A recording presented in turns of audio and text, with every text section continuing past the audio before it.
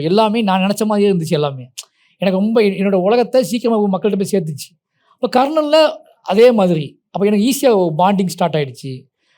ரொம்ப டிஸ்கஷன் யார்கிட்ட அதிகமா டிஸ்கஷன் பண்ணதுக்கு வாய்ப்பு கிடைக்குதோ, அவங்ககிட்ட வேலை செய்றது ரொம்ப ஈஸிங்க. ஓப்பனா சொல்லணும்னா, உங்களோட பிழைகளையும், உங்களோட தப்புகளையும் யார்கிட்ட ஈஸியா சொல்ல முடியுதோ, அவங்க யார் அக்செப்ட் பண்ணிக்குவாங்களோ, அந்த டிஸ்கஷன் யார்ட்ட இருக்கோ, அவங்ககிட்ட நீங்க ட்ராவல் பண்ணிட்டே இருப்பீங்க. யார்ட்ட சொல்ல முடியாம போதோ அவங்ககிட்ட நீங்க ட்ராவல் பண்ண மாட்டீங்க. ஹாய், ஹலோ அப்படி முடிச்சுக்குவீங்க.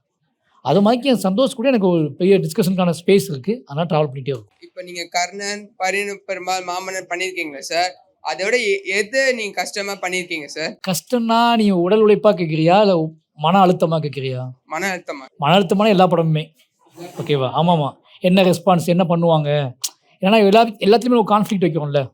ஒரு ஒரு சோசியல் ஸ்ட்ரக்சர பத்தி ஒரு கான்ஃப்ளிக்ட் வைக்கும்ல. அப்ப என்னன்னா இது நெகட்டிவாவும் மாறலாம், பாசிட்டிவாவும் மாறலாம்.